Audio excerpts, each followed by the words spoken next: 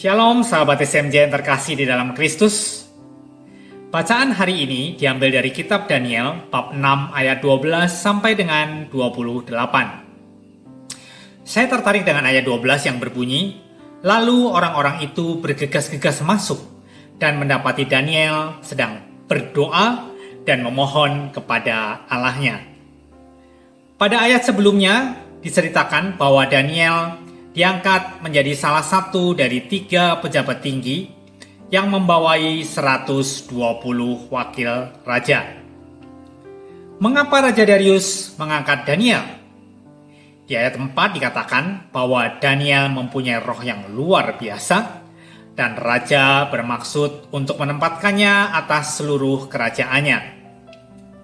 Setelah pengangkatan itu timbullah iri hati di antara para wakil raja kepada Daniel, sehingga mereka mencari celah kesalahan supaya Daniel dihukum, dan mereka mulai membujuk raja untuk membuat surat perintah yang tidak dapat diubah dan juga tidak dapat dicabut kembali menurut undang-undang orang Media dan Persia.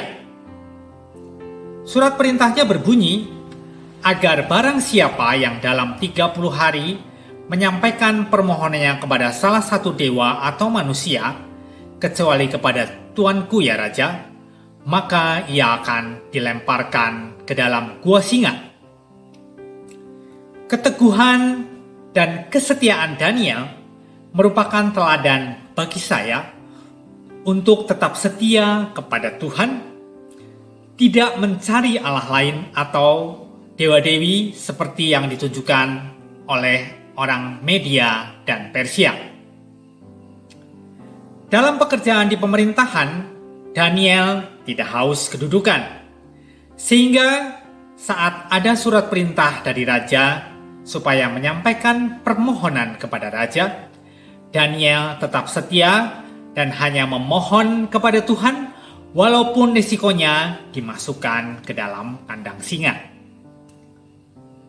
Sahabat STMJ yang terkasih di dalam Kristus, sebelum pandemi melanda Indonesia, sudah ada tanda-tanda bahwa bisnis investasi saya yang saya ikuti mulai agak tersendat hasilnya. Saat pandemi, mulailah tampak bahaya besar bahwa nilai investasi saya macet total. Sehingga modal saya hilang, bahkan saya juga harus menanggung dana teman-teman yang dititipkan kepada saya. Hidup saya mulai tidak tenang, gelisah. Sukacita saya pun hilang. Dari kejadian ini, saya mulai bertekun di dalam doa. Bahkan selain doa rosario dan doa rutin yang biasa saya lakukan, saya pun mulai berdevosi. Berbagai devosi mulai saya daraskan. Namun demikian, masalah saya tidak serta-merta selesai. Tetapi hal yang saya rasakan adalah hati saya menjadi lebih tenang dan saya dapat berserah sepenuhnya atas penyelenggaraan Tuhan, dan saya siap menerima apapun yang akan terjadi pada hidup saya dan keluarga. Dalam menghadapi badai yang menimpa hidup saya ini, saya juga menanggapi panggilan Tuhan untuk semakin dekat kepadanya dengan mengikuti sekolah evangelisasi pribadi, sehingga saya semakin yakin atas penyertaan Tuhan di setiap keadaan yang saya hadapi, dan saya semakin dikuatkan.